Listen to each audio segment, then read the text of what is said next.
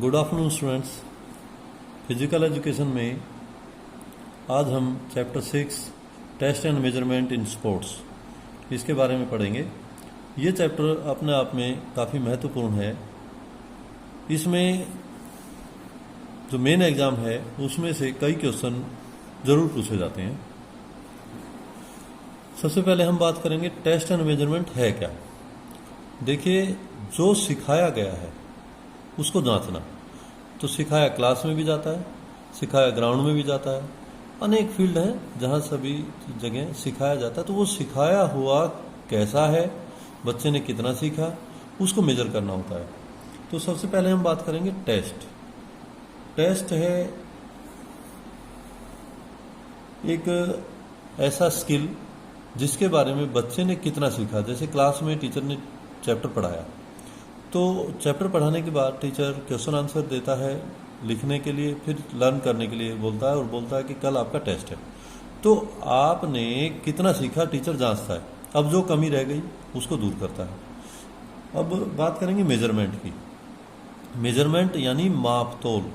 मापतोल ज़्यादातर physical education में use होता है। मीटर में, सेकंड में, फीट में हाइट मापते हैं, लॉन्ग जंप या शॉर्ट पुट या डिस्टेंस कितने सेकंड में कवर किया, ये मेजरमेंट के अंतर्गत आता है। तो Leonardo da Vinci has rightly said, if you practice without A scientific approach then you are like a pilot of a directionless ship that does not even know its destination। यानी आप उस pilot, जहाज के उस pilot की तरह से है अगर आप टेस्ट नहीं लेते हैं, तो जिसको ये मालूम नहीं कि मेरा जहाज किस दिशा में जा रहा है। तो इसलिए टेस्ट जरूरी है। टेस्ट होगा तो आपको पता रहेगा कि मैंने कितना सीखा, उसमें कितने सुधार की जरूरत है। कोच भी जान सकता है, बच्चा भी जान सकता है। तो इसलिए टेस्ट एंड मेजरमेंट जरूरी है फिजिकल एजुकेशन में, या किसी भी फील्ड में लगा लीजिए, सभी जगह जरूरी है। अब सबसे पहले हम बात करेंगे टेस्ट एंड मेजरमेंट का importance. Selection of athlete. Next है individual game selection of athletes. Next, to study development of athlete, individually focused training program to protect performance, motivation and athlete, to prepare norms and standards, to measure current fitness status, to conduct research, to achieve objectives and goals। तो ये test and measurement के importance हैं। अब सबसे पहले जो test आएगा हमारा motor fitness test. Motor fitness test में व्यक्ति की बॉडी की फ्लेक्सिबिलिटी, स्पीड, स्ट्रेंथ, स्टेमिना सभी जांची जाती है। इसमें 8 स्टेप्स हैं। कितने स्टेप्स हैं? 8 स्टेप्स हैं। अब वो 8 स्टेप्स है क्या? 50 metre standing start, 600 metre run and walk, sit and reach test, partial curlups, modify pushups और partial curlups. Modify pushups girls के लिए होती हैं और पार्शल कार्लअप्स बॉयज़ के लिए होती हैं। इसके बाद standing broad jump, agility test, 4x10 metre shuttle run. अब सबसे पहले हम बात करेंगे 50 मीटर स्टैंडिंग स्टार्ट। स्टार्ट 2 तरह के होते हैं, आपको मालूम होगा, सिटिंग स्टार्ट और स्टैंडिंग स्टार्ट। सिटिंग स्टार्ट होता है कंपटीशन में, लेकिन जब हम व्यक्ति की फिटनेस जांचते हैं तो उसमें स्टैंडिंग स्टार्ट ही लेते हैं। 50 मीटर स्टैंडिंग स्टार्ट लेंगे तो इससे हमें बच्चे की जो स्पीड है उसका पता लगता है, उसकी फ्लेक्सिबिलिटी का पता लगता है। तो इसमें नॉर्मल है, कोई ज़्यादा परेशानी वाली बात नहीं है। ये आप देख सकते हैं, इसके बारे में बता सकते हैं कि 50 मीटर स्टार्ट लेकर के, और एक सामने कोई भी टाइम नोट करने वाला व्यक्ति होता है तो वो देखता है कि किसने कितने सेकंड में उस रेस को पूरा किया। नेक्स्ट है 600 मीटर वॉक एंड रन। या तो आप वॉक कर सकते हैं या रन कर सकते हैं, लेकिन ग्रुप में होता है ये इवेंट। तो इसमें ट्रैक के ऊपर ये इवेंट किया जाता है और इसमें स्कोर जो है वो मिनट और सेकंड में मापा जाता है। डिस्टेंस को मिनट और सेकंड में मापते हैं। नेक्स्ट जो है सिट एंड रीच। ये टेस्ट वेल्स एंड डिलन ने 1952 में इन्वेंट किया था। तो इसमें फ्लेक्सिबिलिटी जांचते हैं, विशेषकर एब्डोमेन की, पेट की। तो इसमें एक मेजरमेंट बॉक्स होता है, उस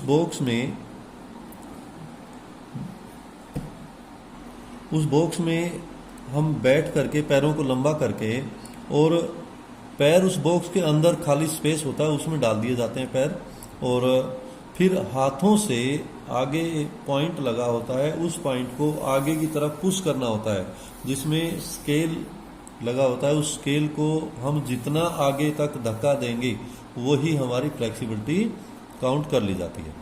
नेक्स्ट है पार्शियल कार्लप्स। पार्शियल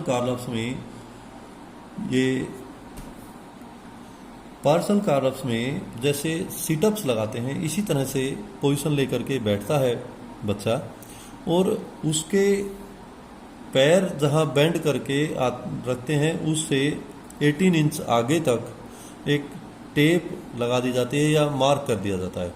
वो बच्चा लेट करके हाथों को अपनी गर्दन के पीछे नहीं रखता, हाथों को फर्श पे ही रखता है, और रब करते हुए हाथों को उस 18 इंच की लाइन को छूने की कोशिश करता है, फिर वापस लेट जाता है, वापस फिर उठ के आता है और उस लाइन को छूने की फिर कोशिश करता है।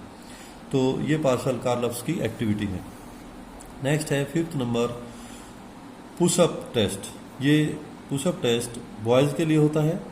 इसमें 1 मिनट के अंदर कितनी पुशअप्स लगाई ये उसका स्कोर होता है, और इसी में मॉडिफाई पुशअप्स फॉर गर्ल्स। ये मॉडिफाई पुशअप्स गर्ल्स के लिए वही पुशअप की पोजीशन होती है, लेकिन गर्ल्स में नीज से पैरों को फोल्ड करके एक दूसरे पे क्रॉस कर लिए जाते हैं। इस तरह से ऐसे पैरों को क्रॉस करेंगे, और फिर जब हम नीचे की तरफ बॉडी को ले जाते हैं तो हमारी जो एड़ियां हैं या पैरों को उठा रखा तो वो हिप्स की तरफ जाएंगे, और जब बॉडी को ऊपर की तरफ लेके आएंगे तो फिर वापस जमीन की तरफ, सरफेस की तरफ पैर वापस ले आने, जिससे कि हमें उठने में हेल्प मिलती है। नेक्स्ट है स्टैंडिंग लॉन्ग जंप टेस्ट। इसको ब्रॉड जंप के नाम से भी जानते हैं। तो स्टैंडिंग ब्रॉड जंप, ये आप देख रहे हैं पिक्चर में 1 फीट 2 फीट 3 फीट, तो जितना जंप करता है वही उसका स्कोर माप लिया जाता है। नेक्स्ट है 10 metre agility shuttle run, 4 into 10 metre run. इसमें स्टार्टिंग पॉइंट से लेकर के 10 मीटर तक बच्चे ग्रुप में होते हैं, वो टच करके आते हैं, फिर वापस जहाँ से स्टार्ट किया था वहाँ पर जाते हैं, फिर वापस जाते हैं। तो छू करके उस सरफेस को जो 10 मीटर पे मार्क किया है उसको छू करके वापस जाते हैं। तो ये 4 टाइम करना होता है, 10 मीटर शटल रन के अंतर्गत आता है। तो आपने देखा इसमें 8 हमारे ये पार्ट हैं, 8 पार्ट हैं। तो ये हमारी बॉडी की फ्लेक्सिबिलिटी, एंड्योरेंस, स्पीड, स्ट्रेंथ, इसको जांचने के लिए ये टेस्ट बनाया गया है। नेक्स्ट जो हमारा टेस्ट है जर्नल मोटर फिटनेस टेस्ट। देखिए दोनों टेस्ट में आप देखेंगे, पहला जो टेस्ट था मोटर फिटनेस टेस्ट, इसमें 8 एक्टिविटी हैं, और सेकंड नंबर टेस्ट है इसमें जर्नल मोटर फिटनेस टेस्ट में 3 एक्टिविटीज़ हैं। बोरो टेस्ट के नाम से भी जानते हैं इसको। तो इसमें standing broad jump, zigzag run और medicine ball put for boys 3 kg and for girls 1 kg। तो Barrow test 3 item general motor ability test भी बोल सकते हैं। तो इसमें जो पहला इवेंट है स्टैंडिंग ब्रॉड जंप, जैसा कि हमने अभी फर्स्ट टेस्ट में देखा था स्टैंडिंग ब्रॉड जंप, तो वही सेम एक्टिविटी इस टेस्ट में की जाती है। सेकंड है जिगजैग रनिंग। इसमें 10 फीट बाई 16 फीट एक ग्राउंड मेजर किया जाता है, जो आप पिक्चर में देख रहे हैं। तो यहाँ से स्टार्ट करके ए पॉइंट से और सेंटर से होते हुए बी पॉइंट पे इस तरह से बच्चे को दौड़ने के लिए कहा जाता है। तो जितने सेकंड में वो इसको पूरा करता है वो उसका स्कोर माना जाता है। इसके बाद है medicine ball throw. Medicine ball throw में जैसे शॉर्ट पुट थ्रो किया जाता है, सेम उसी तरह से मेडिसिन बॉल होती है, वो थ्रो करने के लिए बोला जाता है। तो इसमें गर्ल्स के लिए जो मेडिसिन बॉल का वेट होता है 1 kg होता है और बॉयज़ के लिए 3 kg वेट होता है। तो ये जनरल मोटर फिटनेस टेस्ट के अंतर्गत 3 टेस्ट आते हैं, 3 इवेंट हैं जो बच्चों को करके दिखाने पड़ते हैं और इसमें फिर उसकी agility, throwing power, jumping power, balance, flexibility ये जांचा जाता है। ये भी काफ़ी इम्पोर्टेंट है। नेक्स्ट जो हमारा टॉपिक है 6.3 मेजरमेंट ऑफ कार्डियोवास्कुलर फिटनेस। इसमें हृदय की क्षमता, हार्ट की एफिशिएंसी जांचने के लिए ये टेस्ट किया जाता है। डॉक्टर्स भी जब हार्ट पेशेंट उनके पास जाता है तो फर्स्टली तो उसका ट्रीटमेंट करते हैं, बाद में रिकवर कितना किया तो डॉक्टर भी इसी टेस्ट की हेल्प लेते हैं, जिसमें कि उसको एक ट्रेड मिल पे दौड़ने के लिए बोला जाता है या स्टेयर चढ़ने के लिए। तो आप देख रहे हैं पिक्चर में एक बॉक्स है, उस बॉक्स पे 5 मिनट कंटिन्यू चढ़ने और उतरने के लिए बोला जाएगा। तो उस बॉक्स की जो हाइट है वो मेंस में 20 इंच होती है और वुमेन में 16 इंच होती है। इस बॉक्स पे 5 मिनट कंटिन्यू वॉकिंग करने के लिए बोला जाता है। उसके बाद 5 मिनट वॉकिंग करने के बाद उस व्यक्ति की हार्ट रेट मापी जाती है। तो इसमें जैसे ही वो कंप्लीट करता है इस एक्टिविटी को तो 1 to 1.5 मिनट के अंदर उसकी जो हार्ट रेट है वो मेजर की जाती है। फिर उसके बाद 2.2 to 2.5 मिनट के अंतर फिर दोबारा से उसकी हार्ट बीट मेजर की जाती है और तीसरी बार 3 to 3.5 मिनट के अंदर ये मेजर की जाती है। इसके फार्मूला है स्कोर मापने का 100 into test duration. Test duration 5 minute था तो सेकंड बना लेंगे, 300 सेकंड हो गए। 5.5 pulse count between 1 and 1.5 minute, यानी ये आप शॉर्ट 2 फार्मूले हैं इसके, शॉर्ट फार्मूला और लॉन्ग फार्मूला। तो तीनों जो स्कोर किया था 3 बार हमने मेजर किया था वो भी देख सकते हैं और 1 टाइम का भी देख सकते हैं इसमें। तो इस तरह से हम हार्वर्ड स्टेप टेस्ट का स्कोर जान सकते हैं कि उस व्यक्ति की एफिशिएंसी कितनी है। Rockport fitness test, walking test, ये क्लेन ने 1987 में इन्वेंट किया था। तो इसमें 1 माइल रन करने के लिए टेस्ट है। इसमें व्यक्ति की स्टेमिना, स्पीड, एंड्योरेंस ये जांची जाती है। तो 1 mile is equal to 1600.9 metre total distance होता है, 1609 मीटर। तो इसको कंटिन्यू दौड़ने के लिए बोला जाता है या वॉक करने के लिए बोला जाता है। उसके बाद उसकी हार्ट बीट मेजर की जाती है और हार्ट बीट मेजर करने के बाद उस व्यक्ति की एफिशिएंसी पता लगाई जा सकती है। तो 1 माइल टेस्ट बोला जाता है, रॉकफोर्ट 1 माइल टेस्ट के नाम से हम इसको जांचते हैं। इसमें ईसीजी मशीन का भी इस्तेमाल होता है और ट्रैक भी चाहिए। तो ईसीजी मशीन, ये टेस्ट है काफ़ी महंगा, लेकिन इसमें भी काफ़ी संभावना होती है कि व्यक्ति की एफिशिएंसी हम एक्यूरेट जांच सकते हैं। इसके बाद 6.4 Rikli and Johnson senior citizen test. देखिए, रिकली एंड जॉनसन ने, ये 2 रिसर्चर थे, इन्होंने सीनियर सिटीजन के ऊपर ये टेस्ट किए थे। तो रिकली एंड जॉनसन ने 2001 में ये सीनियर सिटीजन यानी वृद्ध लोगों के ऊपर टेस्ट किया था। तो 6 टेस्ट उन्होंने इसमें बनाए हैं। तो वृद्धों की body balance, flexibility, strength, body balance ये जांचने के लिए ये टेस्ट बनाए थे।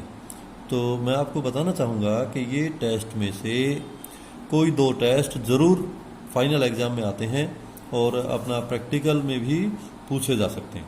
तो फर्स्ट जो टेस्ट है चेयर स्टैंड टेस्ट, यानी आप देख रहे हैं पिक्चर में कि चेयर के ऊपर व्यक्ति बैठता है और वो अपने दोनों हाथों को क्रॉस करते हुए शोल्डर को टच करता है, फिर खड़ा होता है, फिर बैठ जाता है। तो चेयर स्टैंड टेस्ट है। ये 30 सेकंड में कितनी बार वो व्यक्ति उस एक्टिविटी को रिपीट करता है ये उसका स्कोर माना जाता है। सेकंड जो टेस्ट है वो है arm curl test. Arm curl test में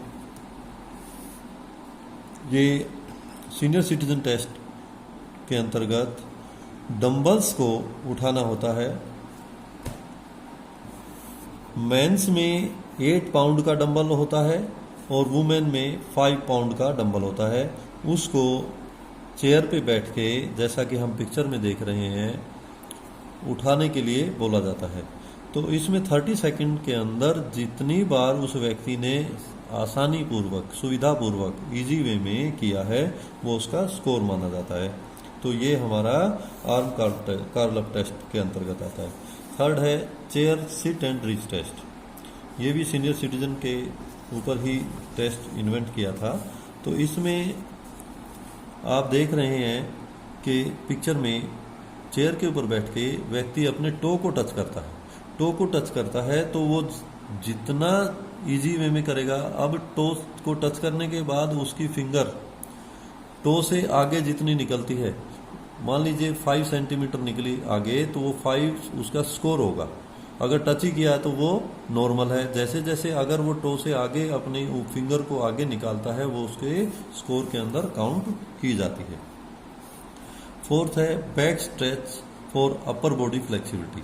इसमें व्यक्ति खड़ा होकर के अपने दोनों हाथों को, एक को ऊपर की तरफ से क्रॉस करके और दूसरे पीछे बॉडी के लेके आएंगे कमर की तरफ। तो इसमें हमारी बैक स्ट्रेच यानी पीछे की कमर की जो फ्लेक्सिबिलिटी हो जांची जा सकती है।